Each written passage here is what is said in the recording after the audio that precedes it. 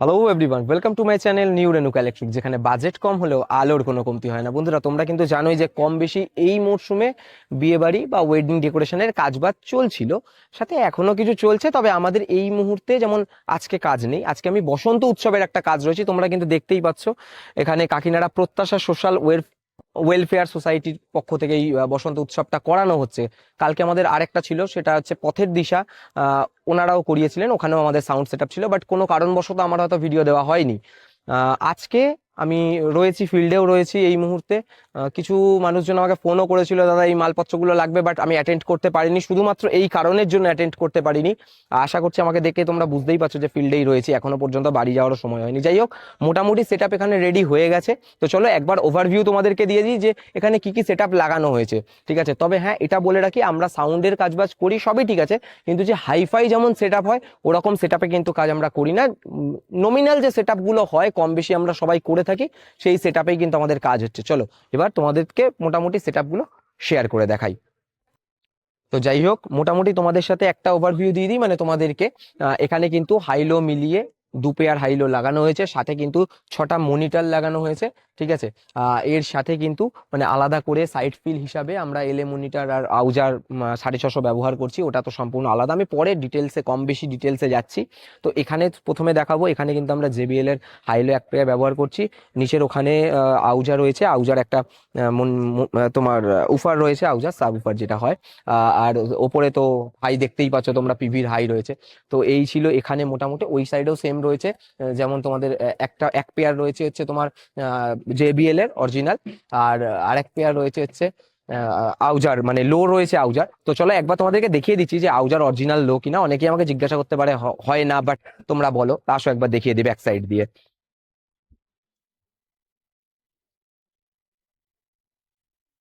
তো যাই হোক, এখানে কিন্তু দেখতে পাচ্ছ মডেল নাম্বার আর লেখা রয়েছে। ঠিক আছে, এটা কিন্তু আউজার অরিজিনাল হাজার। ঠিক আছে, তো এই হচ্ছে ব্যাপার। তো অনেকেই আমাকে আগের দিনও বলেছিল যে দাদা আউজা তোমরা ব্যবহার করো না, তাও বলো, কিন্তু এটা অরিজিনাল হাউজা রয়েছে। তো যাই হোক, আউটসাইড কি লাগানো রয়েছে সেটা তো তোমাদের দেখালামই। এবার তোমাদেরকে স্টেজের ভেতরে কি কি লাগানো রয়েছে বা স্টেজের ওপরে কি কি লাগানো রয়েছে সেটা দেখাই। এখানে কিন্তু আমরা অরিজিনাল জেবিএল এর ব্যবহার করছি মনিটর হিসাবে, 4টে মনিটর। এগুলো সব ব্যান্ডের সেটআপের জন্য কাজে লাগবে, 4টে মনিটর আমরা জেবিএল এর জন্য ব্যবহার করছি। আর এখানে কিন্তু এলএ মনিটর একটা রয়েছে, এবং মানে সাইড ফিল্ড হিসাবে আউজার সাথে একটা এলএ মনিটর ব্যবহার করছি, যেটা কিন্তু ড্রাম কিটে মানে খুবই প্রয়োজনীয় একটা জিনিস। যদি ড্রাম কিটে আমরা এটা না ব্যবহার করি তাহলে কিন্তু খুব মুশকিল হয়ে যায়। তাই জন্য সাইড ফিল হিসাবে এখানে এলএ মনিটর আউজার 650 লো দিয়ে ব্যবহার করছি। এখানে এলএ আরেকটা মনিটর রয়েছে, এটা নর্মাল ভোকালের জন্য হয়তো লাগবে। আর এখানে হচ্ছে তোমার জেবিএল এর 4টে, মানে অ্যাকচুয়াল যে জেবিএল, সেই জেবিএল এর 4টে মনিটর কিন্তু আমরা ব্যবহার করছি। চলো এবার তোমাদেরকে দেখাই যে ওখানে আমরা কি মিক্সচার ব্যবহার করছি, কি কি মেশিন ব্যবহার করা হয়েছে, কম বেশি তোমাদেরকে একটা সামান্য ওভারভিউ দিয়ে দিই। চলো। তো যাই হোক, এখানে আমরা এবার চলে এসেছি যে আমরা কি মিক্সচার ব্যবহার করছি। এখানে সাউন্ডক্রাফট LX7 এর মিক্সচার ব্যবহার করছি।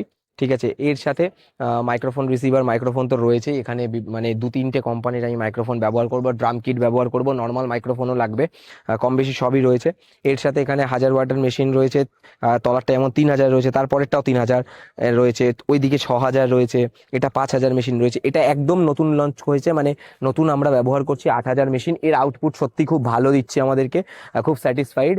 তো এই ছিল মোটামুটি। আর এই যে স্টেবিলাইজারটা তোমরা দেখতে পাচ্ছ, এই স্টেবিলাইজারটা কিন্তু সম্পূর্ণ আমাদের নিজেদের হাতে বানানো স্টেবিলাইজার। আমরা কম বেশি কিন্তু মানে টুকটাক এই সব কাজকর্মগুলো করে থাকি, যদিও এগুলো আমরা বিক্রি করি না, এগুলো নিজেদের জন্যই বানানো। তো এই ছিল মোটামুটি ওভারভিউ। এবার চলো, প্রোগ্রাম চালু হবে একটু পরে। তো প্রোগ্রাম চালু হলে কি কি হচ্ছে দেখো, ইউটিউবে তো প্রচুর অনেক কিছু গাইডলাইন থাকে, তো সবকিছু বলা সম্ভব হয় না বা দেখানো সম্ভব হয় না। তো সেই জন্য আমরা মোটামুটি প্রোগ্রামে কি কি প্রোগ্রাম হচ্ছে, কি বৃত্তান্ত, যেটা আর কি মিউজিক ছাড়া, সেগুলো চেষ্টা করব তোমাদেরকে দেখানো। আর যেগুলো মিউজিক দিয়ে সেগুলো দেখাতে পারবো না, আগে থাকতে এটা বলে রাখছি। সেই জন্যই আমি মোটামুটি সাউন্ডের মানে প্রোগ্রামের ভিডিও করি না। যেমন 23শে জানুয়ারি, 26শে জানুয়ারি কলকাতা কর্পোরেশনে আমাদের যে কাজগুলো হয়, বা 15ই আগস্ট, সেগুলো আমি কম বেশি করি না, আমি অ্যাভয়েডই করি। তো এই কারণেই শুধুমাত্র অ্যাভয়েড করি। যাই হোক, তো চলো এই পর্যন্তই। এবার তোমাদেরকে প্রোগ্রাম যখন চালু হবে সেটাই একদম শেয়ার করব। চলো। হারিয়ে যায়নি কোকিলের প্রাণে, যেমন প্রেমের ঢেউ কোকিলের কুহু কুরব তুলে প্রেমিকার স্পর্শ আহ্বান করছে, প্রেমিকার কাছে না আসা পর্যন্ত ক্ষান্ত হয়নি। তেমনি বসন্ত আমাদের মনেও প্রেমের উৎসরণ ঘটিয়েছে।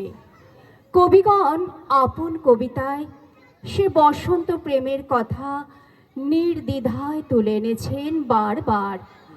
বাউল সম্রাট শাহ আব্দুল করিমের গানের ভাষায় বসন্ত বাতাসে সৈগ, বসন্ত বাতাসে বন্ধুর বাড়ির ফুলের গন্ধ আমার বাড়ি আসে। তার ভালোবাসার নাই ঠিকানা, যখন তখন আনা গোনা, ভালোবাসার নাই ঠিকানা, যখন তখন আনা গোনা, দিনের জানা শোনা থাকে আসে। যেমনটা আমি ভিডিওর প্রথমেই তোমাদেরকে বলেছিলাম, ইউটিউবের অনেক গাইডলাইন থাকে, আর সেই কারণেই কিন্তু আমার ভাগ্নি এই প্রোগ্রামে পারফরমেন্স করলেও, অর্থাৎ ডান্স পারফরমেন্স করলেও আমি কিন্তু কোনোভাবেই সেই গানটা এখানে অ্যাটাচ করতে পারিনি। যাই হোক, এরপরে কিন্তু ব্যান্ড প্রোগ্রাম যারা করতে এসেছিলেন তারা একটু লেট করে আসার ফলে তাদের সেট আপ করতে দেরি হয়ে যায়, আর সেই কারণেই কিন্তু আমার হাতে মাইক্রোফোন তুলে দেন কমিটির লোক। এখন আমাদের মঞ্চ প্রস্তুত চলছে। যেহেতু মঞ্চ প্রস্তুত চলছে, আপনাদের সকলকে বলা হচ্ছে একটু ধৈর্য ধরে বসুন, তাহলে আমাদের খুব সুবিধা হয়। আমরাও একটু সাউন্ডের সেট আপও করছি, ওনারা ওনাদের প্রস্তুতির কাজ চালাচ্ছে। তো তার মধ্যেই একটু ছোট যদি একটা কবিতা আমি পরিবেশন করি, তাহলে মনে হয় আপনাদের মনোরঞ্জন হবে, এবং হতে পারে এটা বসন্ত উৎসব সম্পর্কিত নয়। আজিয়ে প্রভাতে রবির কর, কেমনে পশিল প্রাণের পর, কেমনে পশিল গুহার আধারে প্রভাত পাখির গান।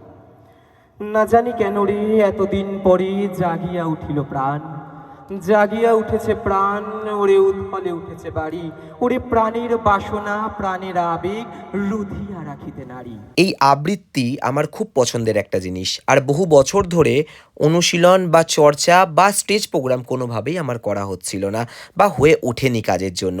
আর এই প্রত্যাশা গ্রুপ আমাকে সেই সুযোগটা করে দেয়, এবং আমি কিন্তু সেই সুযোগটার সদ্ব্যবহার করি। যাই হোক, এরপরে কিন্তু ওনারা এক একজন করে স্টেজে ওঠেন এবং ওনাদের ইনস্ট্রুমেন্টগুলোকে সম্পূর্ণভাবে চেক করে নেন। চলুন তাহলে সেই সেট আপটা একবার দেখে নিই।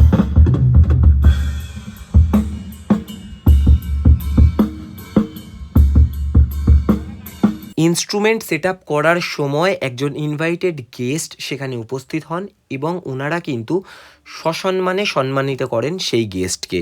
আর এরপর আমার কিন্তু আলাদা করে ইনস্ট্রুমেন্টের কোনো রকম সেট আপের ভিডিও করা হয়নি, কারণ আমরা সবাই ব্যস্ত হয়ে পড়েছিলাম। তারই পরে কিন্তু ব্যান্ড প্রোগ্রাম শুরু হয়ে যায়, এবং নিয়ার অ্যাবাউট 11টা থেকে 11:30 পর্যন্ত ব্যান্ড প্রোগ্রাম চলে। এই দলটির নাম বোবার বাক্য। যতদূর আমার মনে পড়ে, ওনারা কিন্তু আগের বছরও এই স্টেজে পারফরমেন্স করেছিলেন, এবং ওনাদের পারফরমেন্স ভালো লাগার জন্যই কিন্তু প্রত্যাশা গ্রুপ এবছরও ওনাদেরকে ডাকেন। তাহলে আজকের মতো এই পর্যন্তই। টাটা।